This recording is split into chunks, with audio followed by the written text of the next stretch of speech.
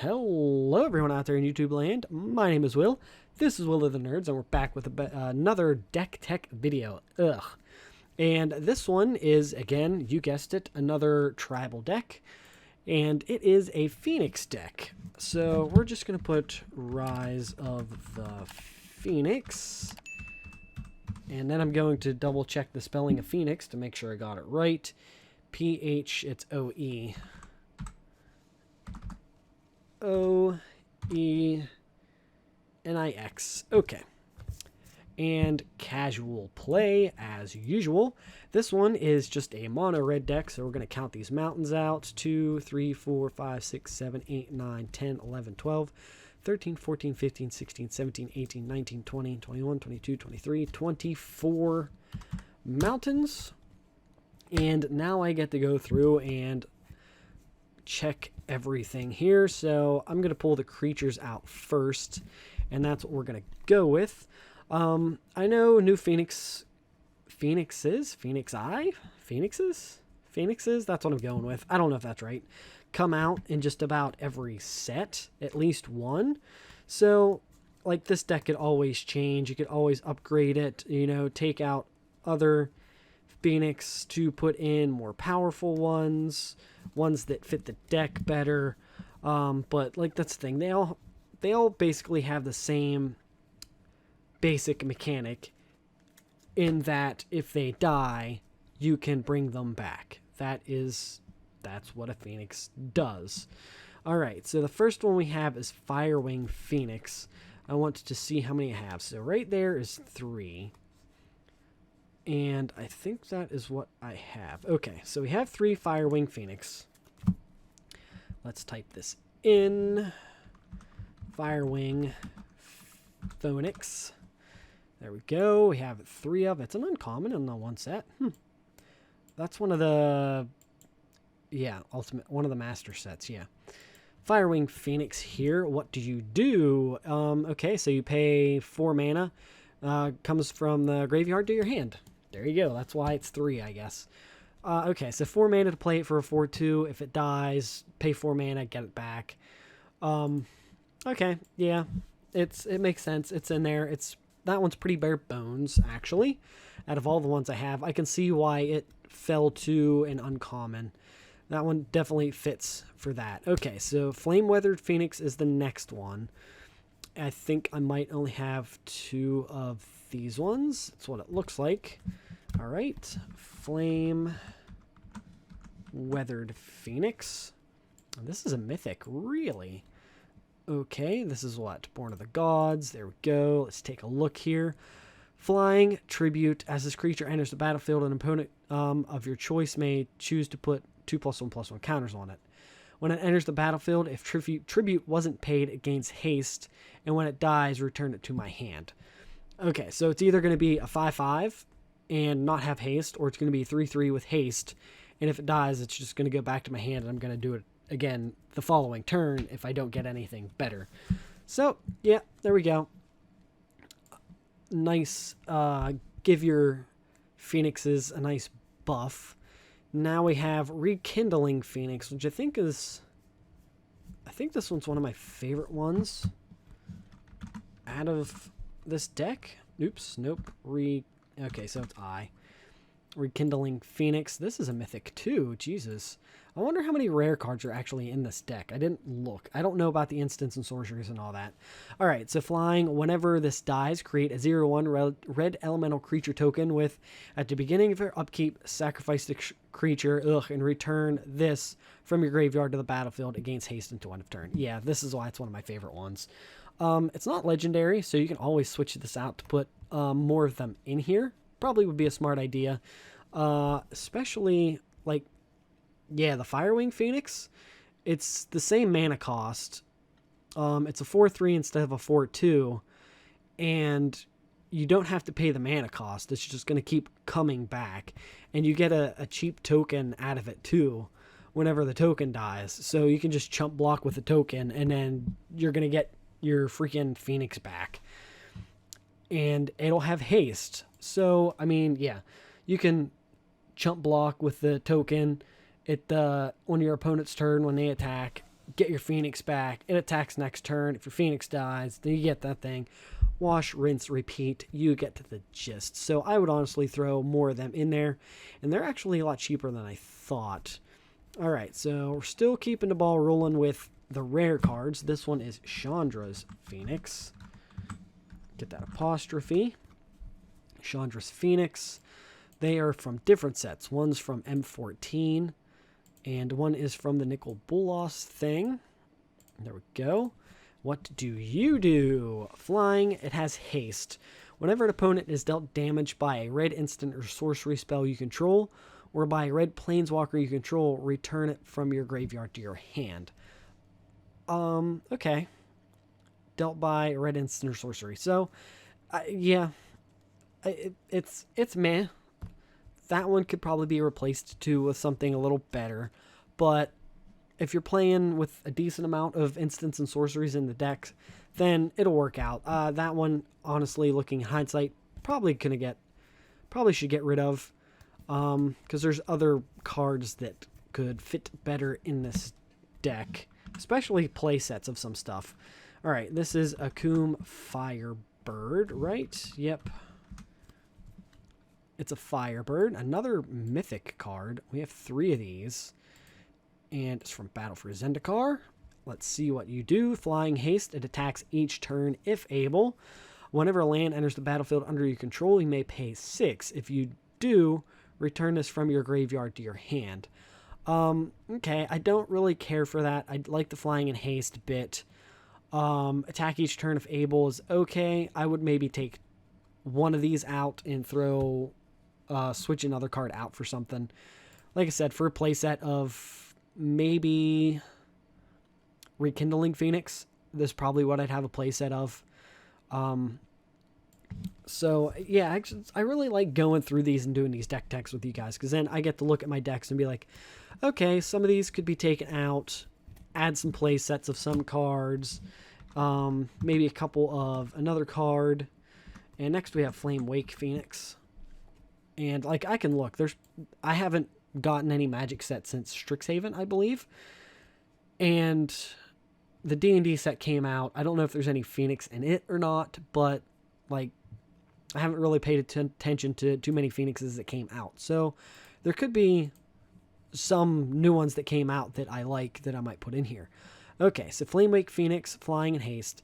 It attacks each turn if able. At the beginning of combat on your turn, if you control a creature with power 4 or greater, you may pay a red. If you do, return it from your graveyard to the battlefield. This one I do like, so this one would definitely keep in. Don't know if I'd make a playset of it, just because a lot of the creatures you have are weaker. There's only a few that are more than 4 power. So, you know, I think it's meant to go in there with a different deck, not really a Phoenix deck. But it's worth having a couple of them in here. Okay, so now we have 2 Ashcloud Phoenix. So let's type that in. That's not how you spell Ashcloud. That's how you spell Ashcloud. Another mythic card. So a lot of these are, again, no commons or uncommons in this yet. And they're still pretty cheap. Flying. When it dies, return it to the battlefield face down. You can pay it for its morph cost. When it is turned face up, it deals 2 damage to each player. This one I would probably get rid of too. Not really a fan of the morph thing. That's just me. Again, it's a Phoenix I had that could be put in a deck. I can look through. I have some cards I need to look through anyway. So if I end up finding some other Phoenix that are better, that's probably what I'm going to do, is throw them in here. But I don't think I really bought any cards for this deck. I believe I had almost everything I needed for this. So this is a Warcry Phoenix. Our first uncommon card. We have 2 of these. Dominaria. What do you do? Flying haste. Whenever you attack with 3 or more creatures, you may pay 3 mana. If you do, return this from your graveyard to the battlefield tapped and attacking. So that one's not bad either. That one's nice to have. Again, 2 of in there. I wouldn't have a playset of these in there, but it is cheap. It is, again, if you attack with more than that, then you get some stuff. I got an itch. There we go. Okay, we're good. And on to the next. We're almost done with the creatures. We don't have too many left. We have Screeching Phoenix for a 2-of. We're back to, what is this? Is this rare? I think it's just rare. Screeching Phoenix. Okay, so it's from the World Series or whatever. World Series. Yeah, the World Series of baseball or poker, whatever you want. Flying. If you pay 3 creatures you control, get a +1/+0 until end of turn. That one's a good one to have at least 2 of in here. And it's, what's this set called? Global Series. Okay. That's, I knew World Series didn't sound right. But yeah, it's a Global Series. And the last creature we have is Immortal Phoenix for a 2-of. 1, 2. They are both from M20. Core set 2020. Immortal Phoenix. Flying. Whenever Immortal Phoenix dies, return it to its owner's hand. Okay, yep, good. That one's worth keeping a couple in here. I'm going to look real quick and see which ones were worth keeping and probably worth switching out for some other stuff. Let's see. Did Flamewake Phoenix? I can't remember if that's the one or not.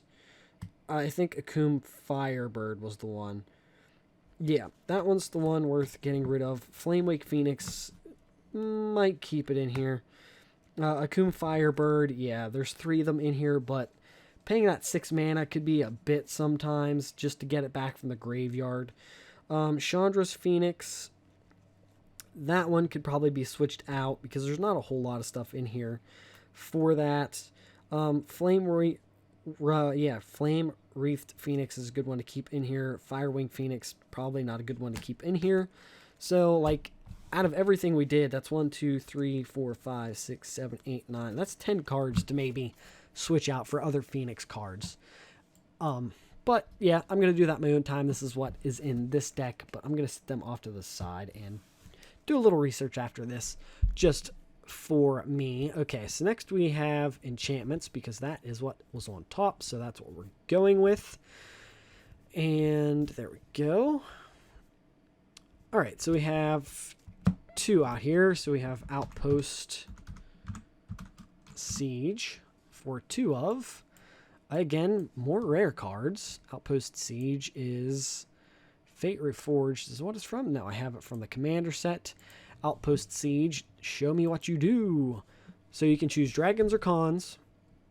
When this enters, cons at the beginning of your upkeep, exile a top card of your library. Until end of turn, you may play that card.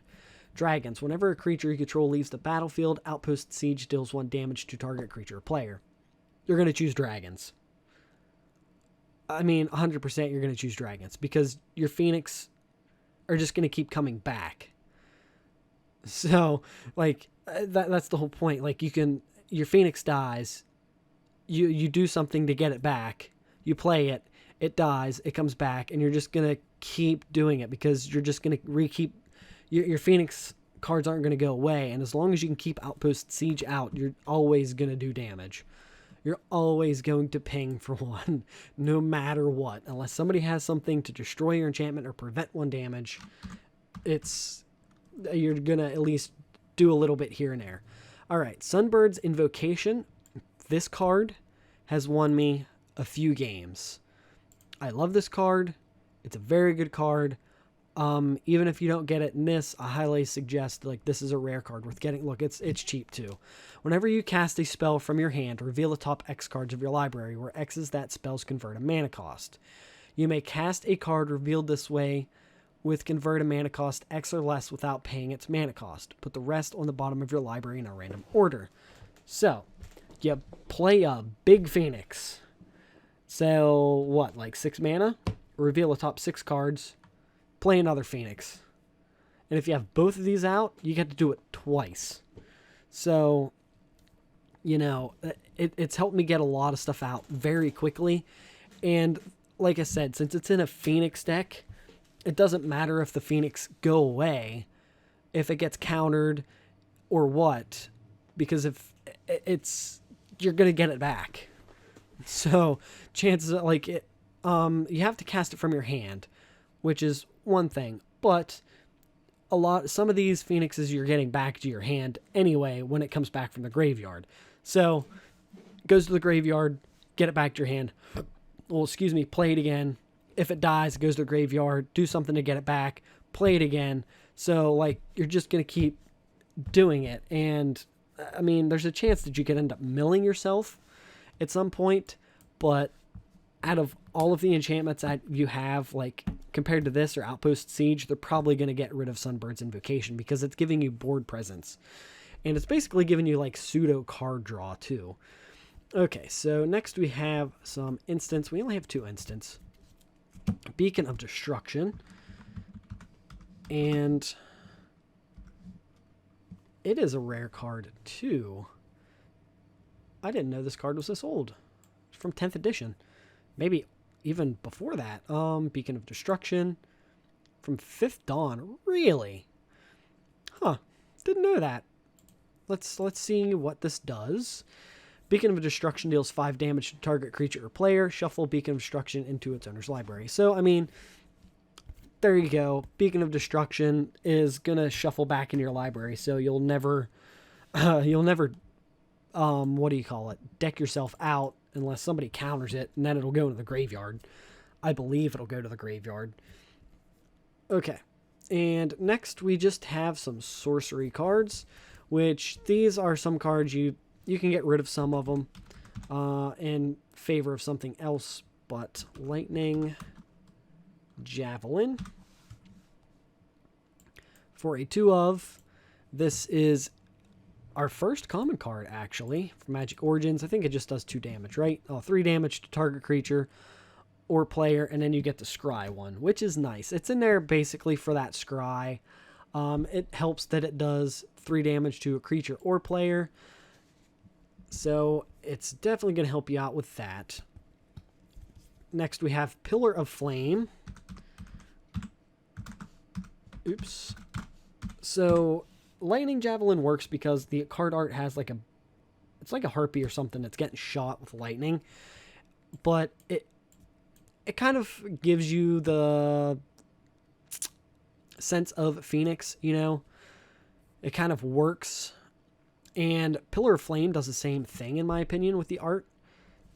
It's like he's summoning something, and it looks like something can rise out of the flame. Like the last couple here, you can switch with something else. But sometimes when I try to find spells to put in decks like this, I try to find something that's a theme that matches. This deals 2 damage to target creature or player. If a creature dealt this way would die, exile it instead. So we have 2 of those, and we only have 4 cards left. These ones, I guess, said you can switch out. They're in here just because I had them, and might as well put them in here. So we have 2 Firebolts.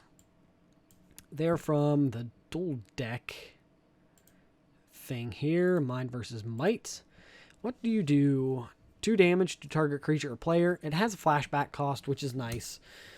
So, I mean, honestly, flashback cards in this deck would make a lot of sense. They're not getting... They're getting value for what they are compared to your Phoenix creatures. So your Phoenix creatures, you're going to keep recycling. You're going to get them back unless somebody exiles them. But your sorceries and instants that have flashbacks, you get to play them once, and then you can play them later on that game before they get exiled. So, I mean, yeah, it makes sense to maybe have that in there. They would fit this. It fits the theme there, you know, pretty good. And then we have Demon Fire for the last card. It's a rare card. It's from 2 different sets, so we need to... This one is from Dissension, and the other one is from... I don't know what that symbol is. The Guild Kit? Yeah, more than likely. Okay, Demon Fire. Demon Fire deals X damage to any target. If a creature dealt damage this way would die. Exile it instead. If you have no cards in hand, the spell can't be countered and the damage can't be prevented. Okay, yeah, it's nice. This would probably actually go better like a devil deck or a demon deck. I might actually probably take that out and put it in my devil deck, to be honest. Probably fit better. Okay, we can save this. We can hit OK. So we have 4 enchantments, 2 instants, 8 sorceries, and 22 creatures. Go to the details here. Obviously, it's all red. There's a lot of 4 drops, actually. Don't be paying that much for lands. You know my spiel. So the Rekindling Phoenix is the most expensive, and they're still not even that expensive. So it's a $15 deck. And you could probably find some other Phoenixes to swap in and out, too, because I don't think any of them are very expensive. You know, they cost a lot of mana, you know, so maybe throwing a splash of green in there to get some more mana out might help, but that's up to you guys. You might as well keep it simple, mono red. You know, I think there is some stuff in red that helps you get some cards out. There's the visual spoilers. Look at the starting hand. That is beautiful. I'm going to go with that. Play a mountain. Deal 2 damage to a player. Why not? Right off the bat. Down to 18 life. Play this card. Deals X damage to target creature or player. Nah, we're going to hold on. There we go. We can play that. Okay, so we can play Rekindling Phoenix next turn. Awesome. And instead, we're going to play Outpost Siege. Because screw it. And now we're going to play Rekindling Phoenix. Because now we're going to be pinging for all kinds of shit when this thing dies. If they kill it. They're probably not going to now at this point. Alright, so now we could play this. We have 1, 2, 3, 4, 5, 6 mana out. Okay.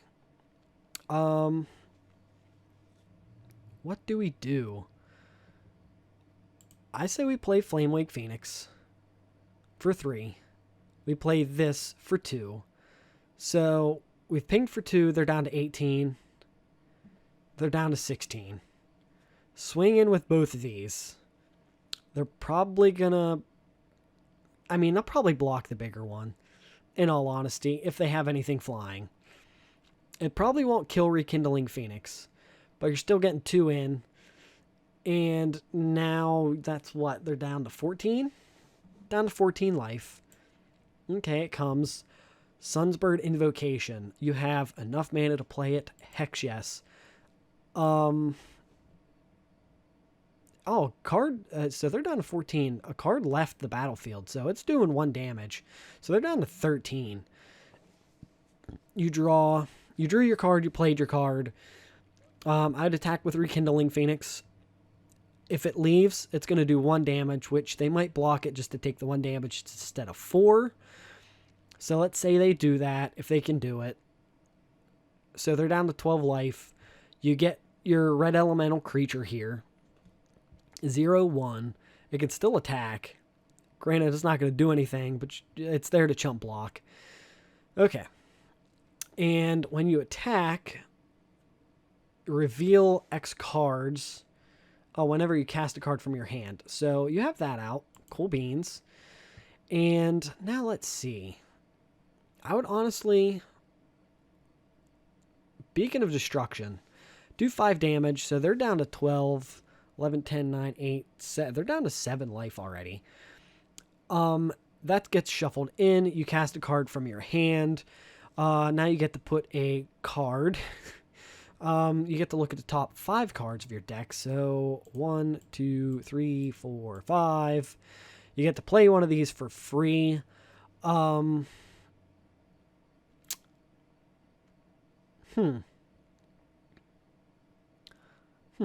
I would honestly just Firebolt, take him down to 5 damage, and end the turn there. So it's actually only like turn 10 too. So these ones went back in. So you're drawing your card. There's your card per turn. Nothing we could do with these, but you can... I wouldn't play anything. Yeah, I would just kind of stay. You do have a chump blocker. Hopefully they don't have any flying. Oh, you know what? Actually, yeah, I would just play it. Play it. That way you have something to protect from flying stuff. And if it dies, you're going to ping for 1 damage. There's that. I don't know if anything leaves, but I would attack with this. So, again, they would probably take the 1 instead of the 4, because this is a 4/1 if they can block it, going down to 4 life. And yeah, since this would trigger, and I like you're getting the Phoenixes back too for at the beginning of combat on your turn. Yeah, so you could have got this one back. You had the mana to pay it, so you got this back in your hand. Let's say you remember to do that. So if it dies, return to the battlefield face down. So that's face down now too. And you have this. So you can play that. You can play this again. None of it has haste. Oh, this has haste. So you can swing for 3. Again, they're 3 life. So you can't attack with these ones. So they're either going to lose if they don't have anything to block with, or they're going to block it. It's going to die. They're going to get pinged for 1 damage because a creature's leaving the battlefield. So they're down to 2. And I think this would pretty much do the nail in the coffin. So you can play that. You can buff your creatures with the rest of your mana and swing with everything. And chances are that you would probably win then. And it's not turn 16 either. It's probably like turn 12. So wait, we drew 5 cards. So 1, 2, 3, 4, 5. It is, what, turn 10, actually? So yeah, Sunbird, and you weren't even doing Sunbirds Invocation. I keep forgetting that whenever you cast stuff from your hand. So it could have been over sooner. Because you're just, like, you're drawing this, and you're like, okay, there's that. We're going to just ping you for some damage for free. I played another card from my hand for like 4 mana. We could play that. It has haste. Then just 1, 2, 3. 1, 2, 3, 4. Oh, okay, Beacon of Destruction. There's 5 damage. So yeah, it's good to have some burn spells in there just for Sunbird's Invocation. That way, if you don't have any creatures worth putting down, at least you're going to be like, all right, pinging you for 3 for free, pinging you for 5 for free. It's got to be X or less. So if you pay something for 5 mana, there you go. X or less is 5. 5 is X or less. So there you go. And we can look at the probabilities. There's that. And we will let it go here. So if you guys could please like, subscribe, share, hit that bell icon. That way you get notified every time I upload a new video. You can follow me over on Facebook and Twitter. The links to those are in the description. And with that, I'll see you guys on the next one.